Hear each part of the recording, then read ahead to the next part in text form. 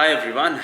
So today we are going to look at one of the really interesting problem that many interviewers tend to ask in the interview. It's not difficult. It is pretty easy.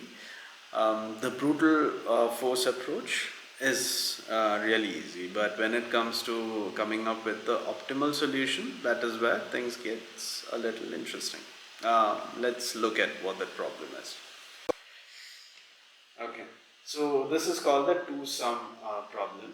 Okay, given an array of integers, nums, and an integer target, return indices of the two numbers such that they add up to the target. Okay, so we have an array of numbers, so you have to find two numbers in that such that when you add them up, you get the target. Okay, once you get those two numbers, you have to find the indexes of those numbers and return that. That will be your solution. Alright. So here's a couple of things that they've said. They've said that there's exactly one solution to it, right? That is one of the constraint, and you can return the answer in any order, doesn't matter. So indexes can be 0, 1 or 1, 0, doesn't matter. Okay, let's look at examples here. 2, 7, 11, 15. Okay, find two numbers so that if added together you get the target 9. So 7 and 2 if added you get 9, right?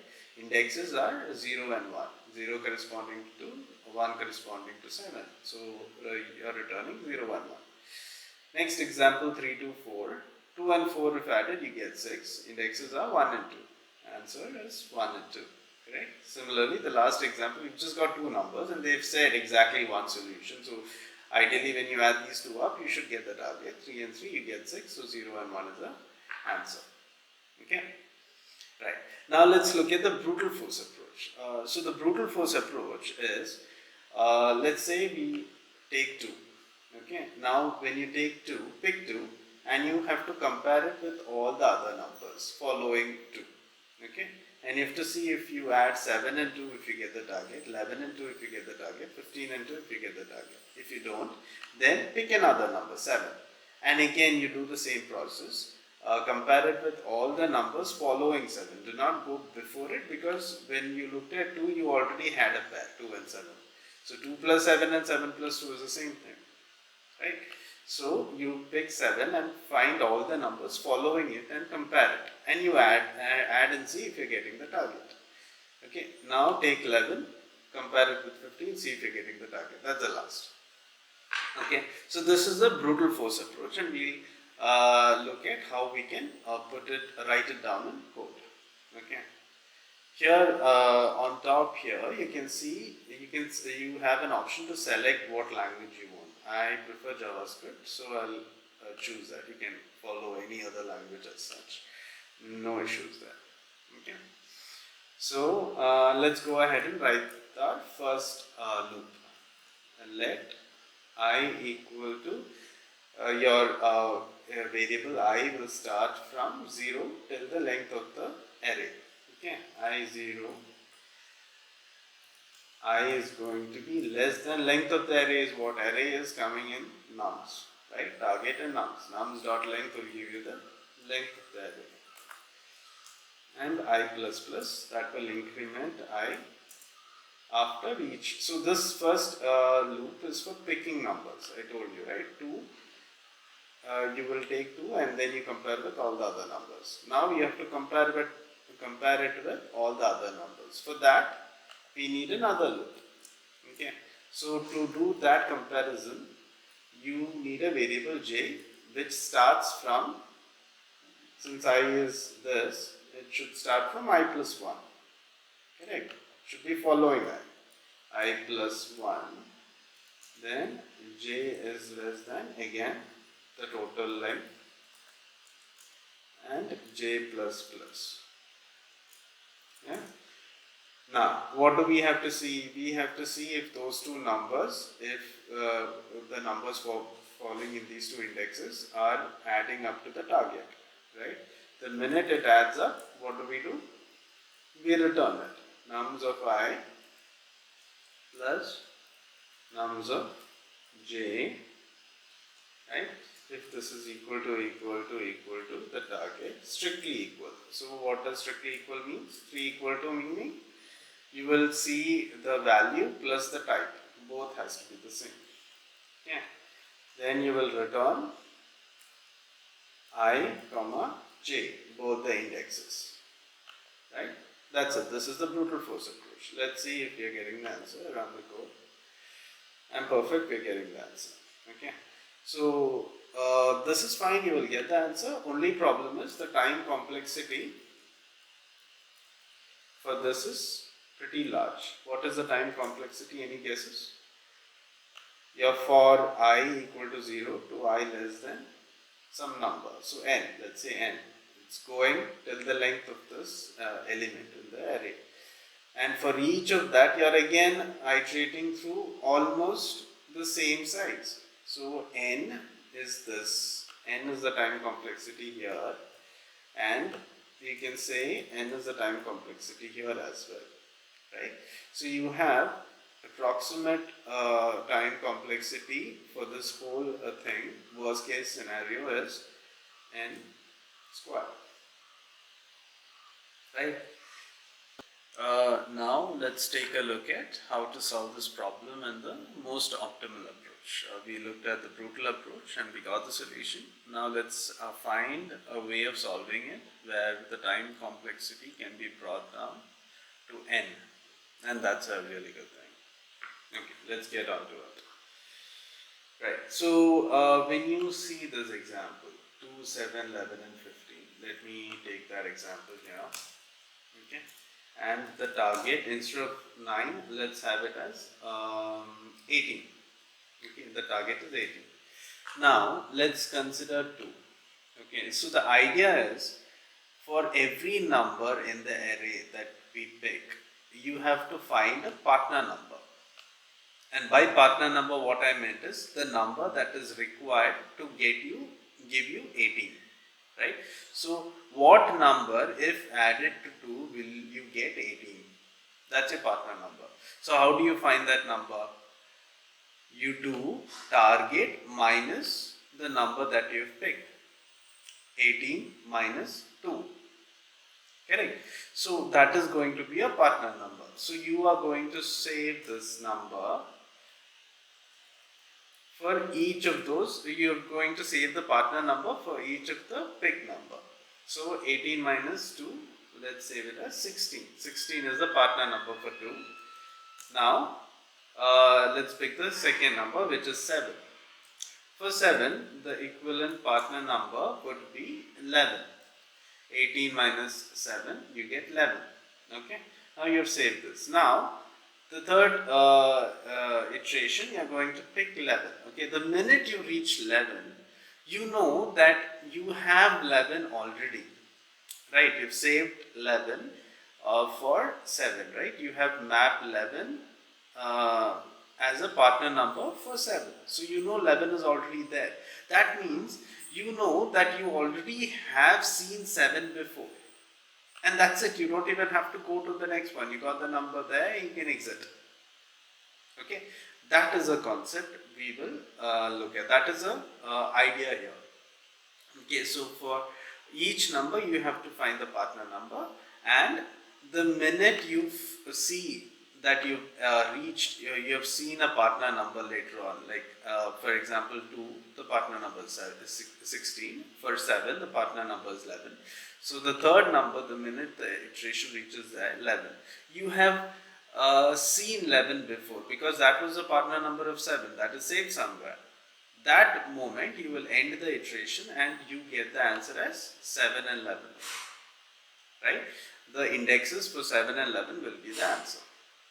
Okay, now let's take a look at how to write that in the code. So this line 15 and 16, for that we have done some sort of a mapping. Okay, let me zoom in a bit on that. So line 15 and 16, we have done some sort of a mapping. So that is what we have to do. Let's create a mapping object. So object has key value pair. So that is what we will use for mapping. Okay. We have this mapping object, which is an empty object. Now you will write a for loop, because you need to iterate at least once, right? So let I equal to 0 I is less than nums dot length, right, and I is going to get incremented every time, right. Now here's the thing, in the mapping object we would have mapped each number to its partner number. Okay, now what you need to see is, you have to see if you've reached the partner number. For example, the first time when you see 2, okay, you have to see if you had seen 2 before or not. Okay, how do we check that? If mapping object of nums of I, which is 2. Okay, if 2 was saved as a key in that mapping object earlier. Okay, if it was saved, that means we had seen it before, right? That means the partner number is 2. That means there's another number that is saved across it, and we have seen it, and that would be the answer. Okay, let me finish this and you will understand it better. Okay, if this is not equal to undefined, why undefined? If there is no key, or for example mapping object, if it does not have a key called 2, that means if you are trying to search and get the key called 2, that will give you undefined. Okay, so if it is not equal to undefined, that means we have a key 2 and there is some value associated with it which is not undefined. Yeah. Alright, if this is the answer, if we have something there, return a value from here, because we already got the indexes. Okay, so I would be the target object, and mapping nums of I is where we are going to save the index, which we will look at in the next section. So in case it is not there, so let's say for example 2, the first time we reach 2 is undefined, so we will not enter the block, we will not enter this block, because there is no key called 2 in mapping object. Okay, so what do? Next step, we will go ahead and write this object. Okay, target minus nums of I. Okay, that is a partner object, remember. For 2, so initially it's 2. So target minus nums of I is 16. So 16 is what we will save as a key for the mapping object. Okay, so target minus nums of I, where I is 0, is going to give you 16, considering the target is 18. Right? So if this, right, if this is equal to undefined, meaning initially there is no value put to it. Okay, if it is equal to undefined, then what do? Meaning initially there is nothing, right? Initially it was not set up, that key is not there, so the value is going to be undefined. If that is the case, we will object, we will create a key, and the value that we will put in this particular key, that is 16, will be I, because index is something we need. Okay, so for 2, what did we store as a key? 16, and its corresponding value is 0, because that is the index. Yeah. Now, in the second iteration, what happens? Let me bring this up a little. So, just a moment. Okay. So, in the next iteration, what would happen? We are going to look at 7. Okay. So, 7. So, 7 in this particular case, is it not equal to undefined? No, it is equal to undefined, because we have just 16 as a key currently, right? In our object that we are forming, we have 16 as a key and its corresponding value is 0. Now 7 is not present, right? So it will not enter this, it will reach here. Now what are you doing? For 7, target minus num of I. Target is 18 minus 7, you get 11. So 11, you're checking if 11 is undefined. Yes, because 11 is not there. The key 11 is not there. So in line 13, what are we going to do? We are going to put 11. We are going to create a key called 11 and its equivalent value will be the index. Index of what? It will be the index of 7 because we are looking at that, right? So 7 is going to be 1. Okay. Next, what is it? The value of I is 2. Okay. So nums of I is 11. Correct. So look at line 9. If mapping object nums of I, which is 11. Do we have 11 key in the object? Yes, we do. The value of that is not equal to undefined because it is equal to 1. Right? So we will enter the ninth if statement, line number 9, and we will return I. I is what? I is 2.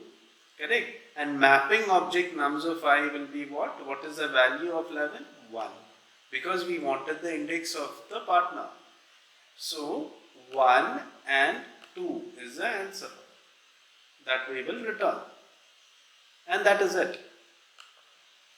That's pretty much it when you look at this particular problem. Let's try running this and see what we get.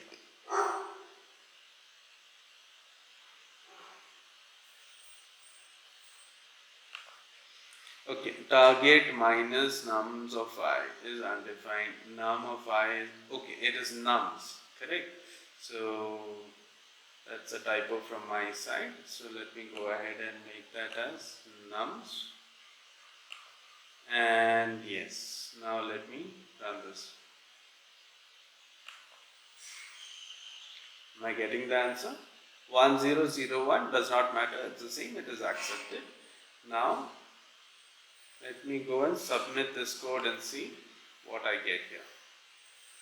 Okay, so 97 milliseconds, and yes, it is a success. So this is an accepted answer, and this is the most optimal solution because we have just one loop. And what is the time complexity here? Time complexity is, worst case scenario will be n, number of elements in the array.